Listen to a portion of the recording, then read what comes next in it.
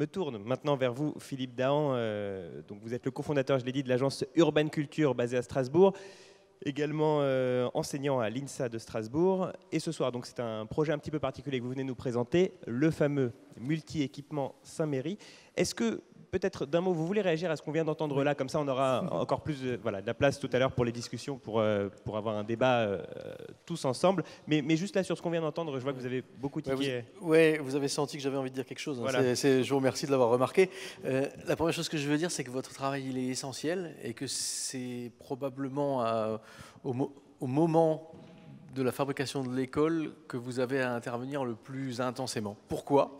Parce que dans ce que vous avez dit, il y a une chose que je vis, moi, et que nous vivons tous, les architectes qui sont là, qui font des écoles s'il y en a, c'est qu'on est en train de traverser une période où, dans la démocratie représentative dont vous avez parlé, c'est la police qui fait l'école. Et ça, c'est quelque chose que, à titre de citoyen, je trouve très très inquiétant. Et je peux vous donner une petite anecdote. Hein. À Saint-Méry, on s'est battu avec, heureusement, le soutien des directeurs d'école. Je vois le directeur qui est là, mais qui nous a soutenus dans un projet de hall. Parce que la transparence, aujourd'hui, le rapport de l'école à la rue, l'école, ça fabrique des citoyens, ça fabrique des sachants, mais ça fabrique des citoyens. Et le rapport de l'école à la rue, il est aujourd'hui quasi impossible parce que la police, on va dire, hein, pour employer un terme des années 70, eh bien, elle nous a fait dépenser un argent. Et ça se lie avec la question des budgets. À Saint-Méry, la police nous a fait dépenser un argent incroyable dans des vitrages qu'on va poser, qui sont des vitrages anti-intrusion, on va dire. Or, pour rentrer dans l'école aujourd'hui et pour rentrer dans l'école que nous aurons restructurée demain, il suffira de sonner et d'ouvrir la porte, quoi qu'il arrive. Et donc, cette manière de dépenser l'argent dans une espèce de dérive sécuritaire inutile, elle est très importante et elle commence au moment du programme. Elle commence au moment où le maître d'ouvrage public peut, lui, se battre à l'intérieur d'une institution évidemment compliquée, avec beaucoup de têtes, etc., beaucoup de champs décisionnaires qui ne sont pas faciles, mais elle doit se battre pour préserver ça. Pourquoi ? Parce qu'ailleurs qu'en France, hein, vous l'avez dit que je viens de Strasbourg, mais en Europe du Nord, en Allemagne, il y a aussi des attentats, il y a aussi de la radicalisation, et dans les écoles, on partage les espaces publics. C'est-à-dire que la cour d'école, elle sert d'espace public, elle n'a pas de clôture. Voilà, et donc ça, aujourd'hui, quand vous essayez de faire une école sans clôture, c'est totalement impossible, parce que d'une part, les parents ont des angoisses, et d'autre part, les pouvoirs publics ont des angoisses. Et donc, on ne pourra faire une école, on ne pourra poursuivre l'école de la République que si on se bat contre ces idées-là. Et en ça, je rejoins le propos de Rudy Ricciotti, l'architecture est un sport de combat, et je compte bien continuer à le mener aussi. Voilà. Dont acte. Parlons, donc on va se pencher plus particulièrement sur ce multi-équipement Saint-Méry, donc un bâtiment dont on connaît peut-être pas forcément le nom. Moi-même, j'ai pas su, quand on m'a donné le nom, j'ai pas su voir exactement de quel bâtiment il s'agit. Et pourtant, si vous tournez autour du centre Pompidou, forcément, vous l'avez vu. On va voir quelques images et puis comme ça, ça nous dira tout ça. Je vous laisse nous raconter tout ça. Je vous laisse peut-être aussi nous expliquer le titre de votre intervention, Philippe Dahan. Oui, c'est bien. Voilà. Donc le titre s'appelle Des beatniks aux bobos, tous des hippies. Hein, voilà. Donc c'est pour un peu changer de registre. On va quitter un peu la police. Donc voilà. Donc les beatniks, vous savez probablement tous ce que ce sont des adeptes du mouvement de la Beat Generation né aux États-Unis dans les années 50. Qui refusait les conventions de la société industrielle moderne et aspirait à une façon de vivre dépouillée de tout superflu. C'est ce que vous pouvez lire ici en même temps que je vous le lis. Donc les voilà, les beatniks, hein, ils sont assez beaux, hein, ils sont assez sexy. Plus tard, ils ont été rendus célèbres par Coluche dans les années 70. Donc les plus anciens d'entre vous ici, je pense savent à quoi je fais référence. Et puis, aujourd'hui, on entend beaucoup ce terme-là. Hein, donc, personnellement, je refuse de retenir le caractère péjoratif de cet acronyme, hein, mais je m'attacherai plutôt aux valeurs de sociostyle, à savoir l'habitant d'un grand centre urbain, a priori un peu épris d'écologie, éventuellement un peu idéaliste, et soucieux de bien vivre en ville, ce qui est quand même quelque chose d'assez essentiel. Donc, on a aussi des assez jolis modèles, hein, comme vous voyez. Celui-là est assez représentatif. Je pense qu'on pourrait assez facilement le croiser dans la rue du Renard ou dans la rue Saint-Méry. Et alors, qu'est-ce qu'ils ont en commun, ces beatniks et ces bobos? C'est la première question que je me suis posée. Ce qu'ils ont en commun, c'est que ce sont tous des hippies. Et Et ça, c'est leur premier point en commun. Voilà. Ils sont jolis en couleur, hein, ils sont un peu plus sexy en couleur. Voilà. Maintenant, ce que vous êtes parfaitement en droit de vous demander, c'est qu'est-ce que font tous ces personnages dans une conférence d'architecture, dans un lieu feutré, bien polissé, où les chaises sont bien rangées. Eh bien, d'abord parce que l'architecture s'est fait pour les gens, et que donc si on commence par parler des gens dans une conférence d'architecture, c'est pas mal, et que peut-être que ces beatniks, ces bobos, ils ont une deuxième chose en commun, c'est ce bâtiment-là. Et pourquoi ils ont quelque chose en commun? Parce que probablement que les premiers ont participé à son élaboration et que les seconds ont évité sa destruction, puisque vous avez devant vous un bâtiment assez détesté, hein, pas par moi, hein, probablement pas par vous non plus, mais il est assez détesté et il a failli, au cours de son histoire, plusieurs fois risquer d'être détruit.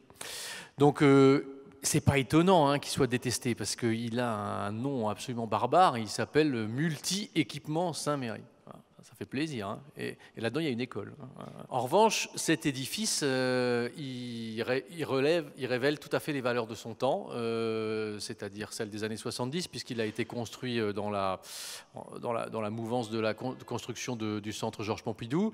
Donc l'esprit de liberté, la volonté d'accueil de tous, le travail collectif, le rôle de l'individu dans la société. Hein. L'écriture architecturale dont on va parler un peu, elle est résolument moderne, pour ne pas dire moderno. Tendance brutaliste, mais il y a une particularité dans cette attitude, dans ce projet, c'est que les situations de relations visuelles, la mixité des programmes entre les différents éléments, puisqu'il y a plusieurs programmes, des bains-douches municipaux, une école, un gymnase pour l'école, mais aussi pour les habitants du quartier, une piscine. Donc ces différents éléments-là, ils semblent plutôt issus des travaux des Italiens de la fin des années 60, qui eux-mêmes ont ensuite inspiré le travail de Loma sur les questions de mixité. Donc cet équipement-là, dans l'histoire de l'architecture contemporaine, enfin en tout cas du XXe siècle, c'est une espèce de chaînon manquant qui relie le moderne à ce qui va se passer après. Alors ensuite, entre 1975 et 2015, il y a 40 ans qui passent, la société française, elle évolue, elle passe par diverses phases, le tout fric, la réussite, voilà. Et puis finalement, entre les hippies des années 70 et les bobos des années 2010, eh ben, il y a des points communs. Et ces points communs, c'est d'essayer de faire vivre cette école ensemble. Donc on va un peu regarder à quoi elle ressemble. Alors je suis désolé pour ceux qui ne lisent pas facilement les plans, je suis architecte, donc je crois beaucoup à la force du dessin, mais je vais essayer de faire le plus vite possible pour montrer des images, même si je regrette un peu que l'image prenne le pas sur le dessin ou sur le texte, mais bon, voilà, c'est la réalité. Donc ça, c'est l'état du bâtiment existant. Donc en gros, il y a un sous-sol très profond avec un très grand espace technique, puis des bains-douches municipaux tout à fait au fond du fond, dessous la terre. Au niveau -1, il y a des vestiaires de la piscine qui se situent un peu plus haut, puis qui sont par là, hein, ici, voilà. Un grand gymnase. Et puis, comme vous voyez, ces vestiaires sont assez contraints, quelques formes libres, plutôt un peu gratuites ici, à cet endroit-là, qui sont un peu étriquées dans un espace qui n'est pas très grand, et puis un assez bel escalier hélicoïdal qui est le seul point de liaison entre le dessous et le dessus, en tout cas au niveau du hall.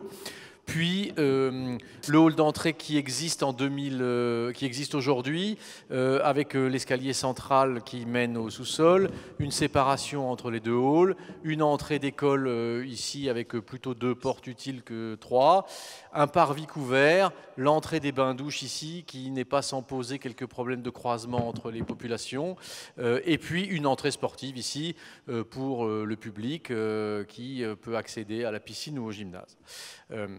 Malheureusement, dans le passé, et sûrement assez peu longtemps, le projet initial de mes excellents confrères Lombard et Roux était d'avoir une entrée unique dans un hall unique, et évidemment l'entrée se situait entre l'escalier et l'accès à la rampe, comme il se doit, hein, évidemment, selon les bons principes de la Charte d'Athènes. Hein, promenade architecturale, relation spatiale, dispositif classique. Ce hall est extrêmement intéressant. On le voit ici dans un détail, parce que ce que j'ai essayé de vous expliquer tout à l'heure, c'est l'ensemble des relations visuelles qui peuvent exister entre les différents éléments du programme. Et ça, c'est d'une grande richesse. Et ça veut dire qu'on vit l'école depuis la rue, puisque dans cette esquisse initiale, on voit que la façade vitrée est à peine un voile entre la rue et le hall intérieur, et que depuis la rue, on devine la rampe, on devine éventuellement l'escalier, etc. Ensuite, bon, ici, le premier étage où commence l'école, ce qui est à retenir, c'est que donc, la rue du Renard est ici, la rue Saint-Méry est ici. L'école, elle se développe en équerre autour d'une cour centrale absolument remarquable, qui est aussi une promenade architecturale et une manière de mettre les enfants à l'abri de toute contingence urbaine, notamment parce qu'il n'y avait pas de place. Hein, il n'y a pas de place pour faire une cour extérieure, on est dans le plein cœur du 4e, c'est donc pas possible. Donc ici, l'utilisation de la parcelle consiste à tourner cette école autour de la cour. Donc on le voit dans les différents étages. Puis, voilà, école élémentaire, école maternelle. Je vais juste dire un mot sur ce qui a été dit tout à l'heure. Vous voyez qu'il n'y a pas de salle de classe dans cette école. Hein, l'école se développe dans des plateaux ouverts qui sont toujours en relation avec l'espace ouvert intérieur. Hein. On voit la rampe ici, vous allez voir des photos, hein, rassurez-vous. Voilà, par ici. Et ce sont que des plateaux ouverts, hein, uniquement des plateaux ouverts, où les salles de classe se développent, les classes, pardon, se développent au gré des intentions pédagogiques des enseignants et de la place disponible. Voilà. Bref.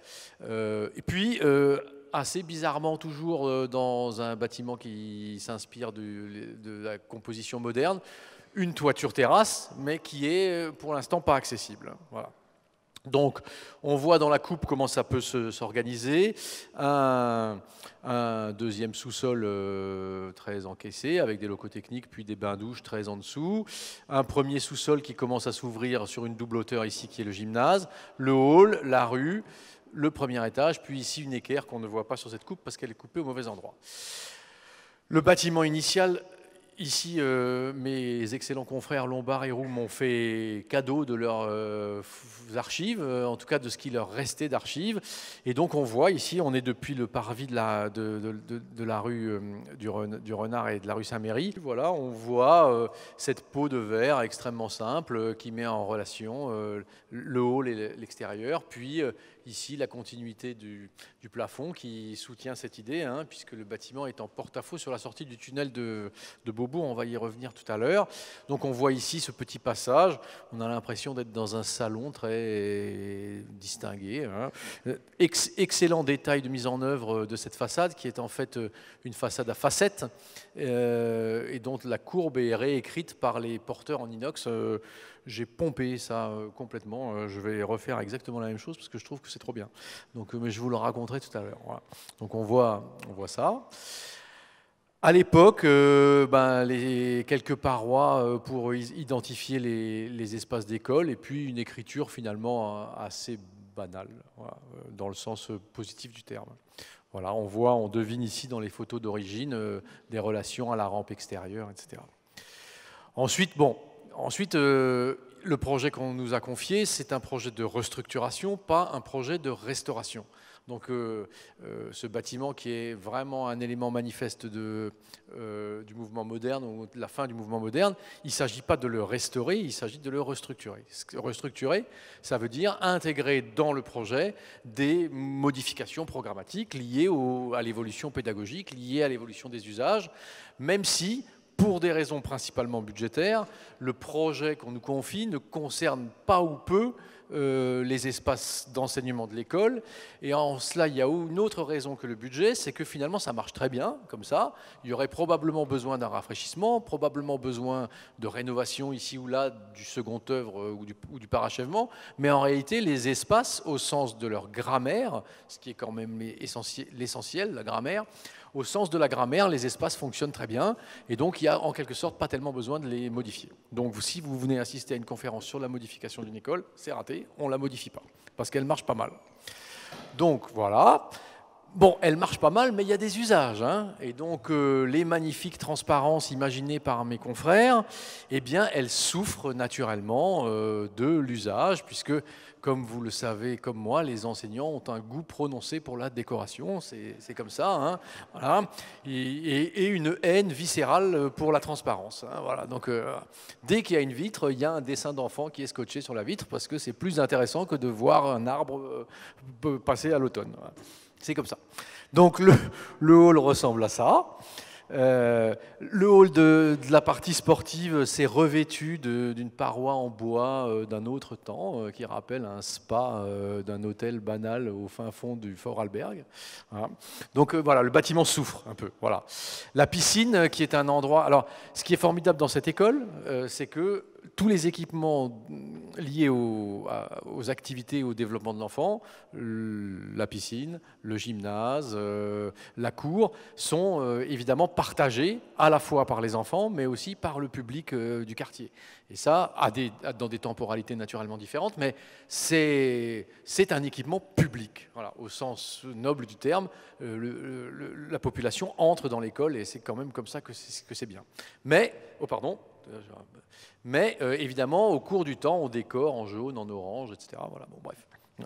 Donc, et puis, là, voilà la cour. Donc, cette cour, quand je l'ai regardée pour la première fois, je me suis rappelé des enseignements sur l'architecture moderne que j'avais subis dans ma jeunesse d'étudiant. Et je trouvais quand même qu'elle était remarquable, mais qu'elle faisait quand même plutôt penser à Fleury-Mérogis qu'à autre chose. Et encore, là, je vous épargne le pire parce que c'est en noir et blanc. Hein, vous verrez tout à l'heure qu'en couleur, c'est pire. Et donc ça, tout d'un coup, l'école... Elle souffre de ça, puisque la mise en relation, ici, là derrière, hein, il y a de très jolies coursives, et derrière, il y a des façades vitrées, hein, faut quand même le savoir. Et voilà ce que ça donne. Tout d'un coup, la lumière n'entre plus, on est obligé de mettre de la lumière électrique un peu partout pour essayer de fabriquer de la lumière, ce qui est, entre autres, n'est pas très éco-responsable, hein, puisqu'on n'utilise pas la lumière du jour pour s'éclairer, on utilise du pétrole, voilà, ou pire, du nucléaire. Voilà, on voit aussi ici quelques façades dans leur jus. Voilà. Bon, puis quelques autres espaces de l'école assez intelligemment organisés. Voilà ces célèbres coursives. Donc, quand on récupère le bâtiment pour faire le projet, les coursives servent de stockage parce qu'on n'a pas envie de les utiliser puisqu'on est derrière une grosse théorie. Puis les façades sont obsolètes, vieilles, amiantées. C'est à une époque où on pensait que le bois se traitait avec du pétrole et de l'amiante. Hein, voilà, c'était bien les années 70, mais il y avait quand même 2-3 trucs qu'ils ne savaient pas. Et puis, finalement, une toiture avec une vue sur les toits de Paris assez remarquable, mais qui est, pour l'instant, uniquement une zone d'étanchéité, avec des garde-corps qui sont déjà là, ce qui peut laisser penser que peut-être mes prédécesseurs avaient quand même envisagé d'utiliser les toits de l'école. Voilà. Donc, le programme qui nous est confié concerne principalement la restructuration, la rénovation du hall, des parties sportives et de la cour de l'école. Mais ça ne me suffisait pas, enfin, en tout cas, il ne nous était pas demandé d'intervenir sur la cour, mais ça ne nous suffisait pas, donc on a insisté pour intervenir aussi un peu sur la cour de l'école et pour proposer une annexion de la toiture. Donc je vais essayer de vous raconter ça maintenant, en passant rapidement sur les choses moins intéressantes. Au deuxième sous-sol, on restructure les bains-douches pour donner un espace, pour offrir. Il y a 100 000 douches par an, je crois, dans ces bains-douches. Donc c'est quand même aussi une situation urbaine très particulière. Donc on va offrir des conditions décentes de douche et d'hygiène aux gens qui en ont besoin au deuxième sous-sol, en leur fabriquant notamment une entrée dédiée sur la rue. Alors, le projet, il intervient pas mal dans le rapport spatial. Moi, je suis totalement fan de ce bâtiment et donc j'ai essayé de faire en sorte que les relations spatiales entre les différents éléments de l'équipement soient renforcées. Donc ici, nous sommes au premier sous-sol et nous allons ouvrir une très grosse trémie, une assez grosse trémie pour l'équipement, avec un grand escalier qui va longer une nouvelle façade vitrée qui sera entre le gymnase, le hall bas des vestiaires, puis le hall haut à rez-de-chaussée. On va voir ici une mise en service un peu plus contemporaine des vestiaires de piscine, c'est-à-dire un déchaussage, puis des vestiaires mixtes, comme c'est l'usage maintenant dans les piscines contemporaines. Voilà, programme simple et efficace. Voilà, donc ici un petit zoom sur le hall d'accueil bas, bon, qui est très en relation avec le dessus, mais bon, voilà. Donc voilà ce qui se passe aujourd'hui, c'est-à-dire que normalement, depuis ce gymnase, on devrait avoir des relations avec le hall, parce que ici, vous voyez, on devrait voir la piscine, mais c'est tout rempli d'autocollants translucides pour que surtout on ne voit pas passer des gens en maillot de bain. Moi, je trouve ça dommage, c'est pas mal les gens en maillot de bain, hein, c'est un peu dommage. Et ici, pareil, des cartons, un bout de rampe, etc. Donc ça, moi, je trouve que l'esprit du lieu, il a disparu avec le temps. Donc on a essayé de le modifier. Et donc notre projet du même endroit va donc fabriquer ce type de relation. Une grande façade vitrée en chêne huilé va mettre en relation le hall bas, la rampe qui va sembler suspendue au-dessus d'un grand escalier qui va mener du hall haut au hall bas, puisque la trémie est ici. On va déshabiller tout ce qui est, puisqu'on va remplacer tous ces châssis là, donc on va profiter pour emmener le vitrage translucide avec nous et on va le remplacer par du vitrage transparent jusqu'à ce que, à nouveau, des gens qui ont un goût prononcé pour la décoration réhabillent ces vitres avec des éléments qui abîment la transparence. Mais peut-être que le prochain architecte qui interviendra là-dessus aura la même réaction que moi, voilà, et le combat continuera. Mais donc voilà, première intervention d'importance. Deuxième intervention d'importance, la séparation des halls, qui est déjà une séparation de fait, mais qui est extrêmement maladroite, puisque actuellement les halls sont séparés par des façades en plastique vitrées. La façade ici a été remplacée par une façade en plastique aussi, plastique et vitrage. Hein, voilà. Donc nous, qu'est-ce qu'on fait? On va refabriquer une entrée ici pour l'accès au bain-douche, puis on va retravailler ce hall avec la mise en place d'un élément de mobilier, de gros mobilier, hein, comme vous le voyez ici, peut-être de trop gros mobilier, hein, ça le débat est ouvert, qui va fabriquer un hall dédié à l'école, un hall dédié au gymnase, enfin aux parties sportives, pardon, mais qui va maintenir, évidemment, comme vous l'avez vu dans l'image précédente, le caractère suspendu de la rampe dans l'espace. Puis j'ai très bêtement recopié le dispositif de façade initiale composé de poteaux inox et de façade vitrée. Pour revenir à ce qui a été dit tout à l'heure, ça a été un combat sans nom de maintenir la transparence avec la rue, parce que les services de police, parfois certains fonctionnaires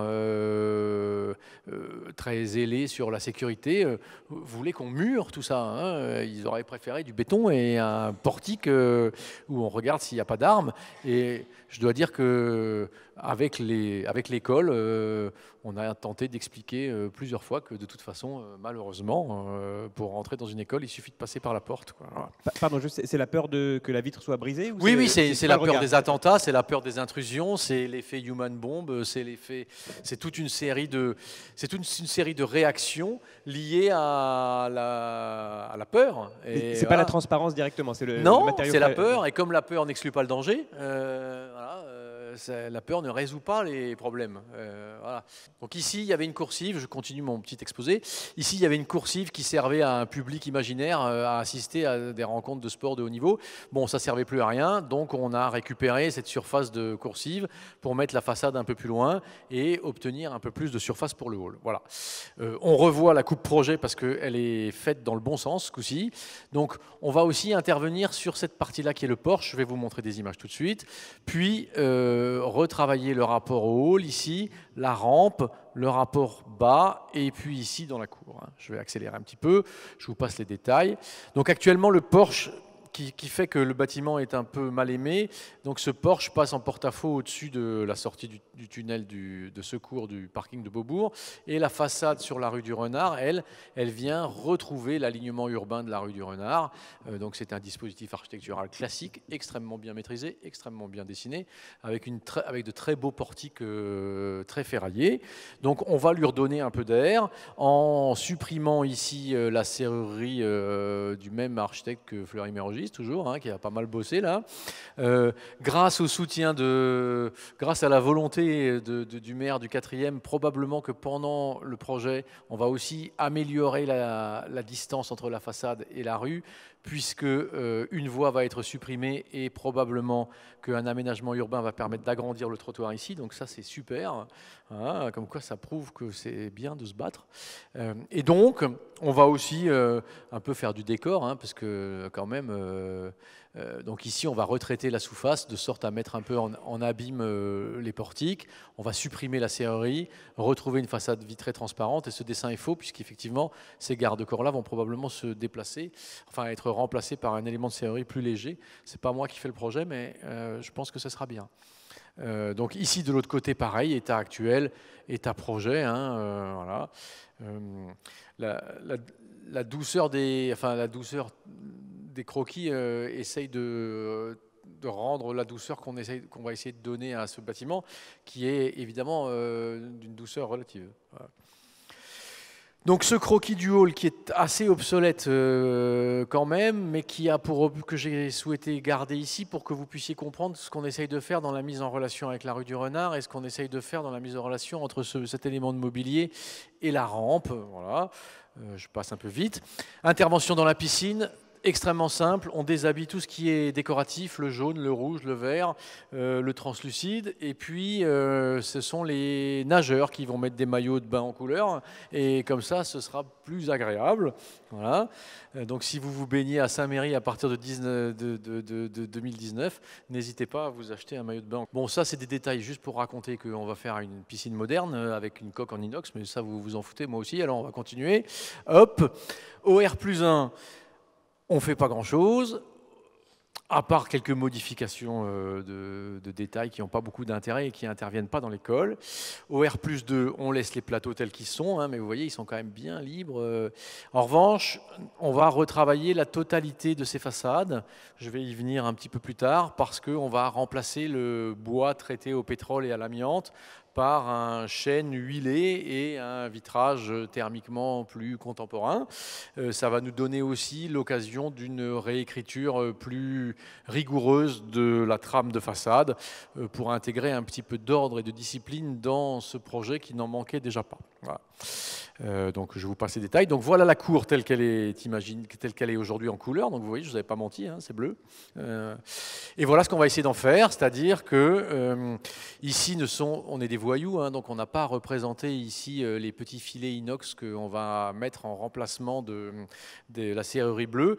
Et ces petits filets inox, ils nous sont rendus obligatoires parce que quelque part, quelqu'un pense que quand on est un enfant et qu'on pratique une rampe, on doit avoir 1,80 m de garde-corps au cas où on soit particulièrement doué pour le saut en hauteur et particulièrement motivé pour le suicide.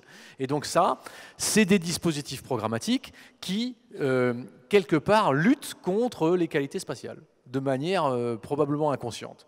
Donc, voilà, on a essayé de faire descendre ces garde-corps, mais les parents ont peur pour leur petit centre du monde, ce que je comprends, j'ai aussi des enfants. Et les gens qui sont responsables ont aussi peur d'être responsabilisés pour un éventuel accident. Donc ça génère des dispositifs architecturaux chers et inutiles. Pardon, juste pour comprendre, c'est pas une norme à l'échelle nationale, c'est une sur norme ce projet-là propre à la ville de Paris. Mais rassurez-vous, dans les autres villes de France, c'est 1,40 m. Donc entre Paris et la province, il y a 40 cm d'écart, ce qui finalement reste acceptable. Voilà. Dans la suite c'est évidemment pour lutter contre les accidents, bien sûr, mais oui, bah, bien sûr, mais des gens qui tombent des bâtiments, ça arrive, mais évidemment. Oui, bien sûr. Bien sûr, mais disons, si vous voulez, un garde-corps d'1,10 m, ça suffit largement à protéger qui que ce soit contre la chute. On va garder ce sujet-là pour les discussions. Mais c'est pas polémique, hein, c'est juste que très intéressant. Voilà, ensuite, le travail de l'architecte, c'est de tenir compte des contraintes, c'est pas de s'en affranchir. Donc ici, on va remplacer les garde-corps hauts et opaques par des petits filets transparents. Ici, on va proposer de réutiliser les jardinières existantes, on va les rénover, etc., pour que ces petites coursives soient plus agréables. Donc pour ça, vous voyez ici un détail pour les fans, mais ça n'a pas beaucoup d'intérêt. Hein, voilà. Donc voilà comment sont les façades actuellement, avec des trames variables, des parties amiantées, voilà. Comme ça. C'est assez agréable quand même, hein, mais voilà. Ce qui est agréable, vous voyez, je ne racontais pas des cracks, hein, vous voyez, hein, ici, hein, vous pouvez remarquer que la transparence n'est pas très appréciée. Hein. Peut-être ça manque de surface d'affichage à l'intérieur, hein, peut-être. Donc voilà, blague à part, les façades originales, puis nous ici, on développe un module unique, à trame unique, qui permet d'intégrer les ouvrants, qui seront des ouvrants masqués, les fixes et les portes. On fait un travail sur le détail de cette paroi pour que ce soit une paroi plane, c'est-à-dire que l'ouvrant et le dormant seront coplanaires. Hein, donc on le voit ici dans ce dessin, puis on va le voir un tout petit peu mieux dans celui-là. Hein, voilà, donc dans ce dessin, on voit rapidement que ce soit fixe ou que ce soit ouvrant, c'est coplanaire, donc il y a une seule épaisseur de 10 cm en chaîne huilée qui va courir tout au long de la façade, et un petit élément support de brise-soleil extérieur qui va lui renforcer l'effet de la trame. L'idée, c'est de fabriquer une espèce d'idée de l'ordre, hein, voilà. Sachant que comme on va aussi entièrement rénover les bétons, tous les bétons existants apparents vont être entièrement rénovés, et que le mariage chaîne huilée brut, béton brut devrait être du plus bel effet, je pense très sincèrement que la cour, et que donc le rapport intérieur-extérieur qui en est la conséquence, sera grandement amélioré par ce dispositif de projet. Voilà. Dernière intervention, on a fait l'Anschluss sur la toiture dans le cadre d'un projet participatif et dans le cadre de nouveaux espaces pédagogiques, puisque en réalité, c'est quand même aussi bien d'apprendre aux enfants que des carottes poussent dans la terre et que des abeilles éventuellement fabriquent du miel avec des plantes mellifères. Voilà. Donc, on va utiliser la totalité de la toiture ici avec un platelage bois et cette totalité de la toiture va devenir un espace extérieur complémentaire accessible aux élèves par petits groupes et dans lequel on va installer un certain nombre de dispositifs, un jardin pédagogique en bac évidemment puisqu'il ne s'agit pas de remplacer la production de blé du centre de la France, hein, mais quelques tomates, voilà, des petites pelouses, des espaces destinés au goûter pour les temps d'intersaison où il est encore agréable de faire sortir les enfants, éventuellement même de les mouiller sous la pluie, hein, pourquoi pas. Hein. Dans les écoles en Allemagne, on ne fait pas de clôture, on ne fait pas de cours en enrobé, on fait des cours en sable, et avec l'argent qu'on ne dépense pas pour faire des cours en enrobé et pour mettre des clôtures, on achète des bottes et des combinaisons aux enfants, on les emballe avant la cour et on les jette dans la boue. Et je vous assure que c'est vrai, et je peux vous dire que vivre dans une école et grandir en pensant qu'on peut aller jouer dans la boue, je peux vous dire qu'il n'y a pas grand-chose de mieux. Donc ici, pas de boue, du bois, peut-être un peu de boue par ici, un petit verger avec des arbres en pot qui est un dispositif assez difficile à étudier puisque les arbres ne sont pas faits pour vivre dans des pots, ils sont faits pour vivre en pleine terre. Donc voilà, on essaye de mettre au point techniquement ça sans faire trop de prouesses. On travaille avec les services de la ville de Paris pour développer un peu des plantes adaptées. Une petite serre, bref, des usages qu'on peut imaginer comme ça. Hein. Donc évidemment, ça c'est le dessin de l'architecte qui a envie de mettre en relation le verger et cet excellent bâtiment qui est le centre Pompidou. Voilà, on espère ici quelques insectes, quelques pénicétum ou quelques miscanthus, et puis surtout des enfants là, qui pour le coup n'ont pas besoin d'être en couleur. Pareil dans le rapport au petit potager ou au jardin pédagogique. Voilà. Je vous remercie de votre attention, j'espère que je n'ai pas été trop long. Merci beaucoup, c'était parfaitement dans les temps.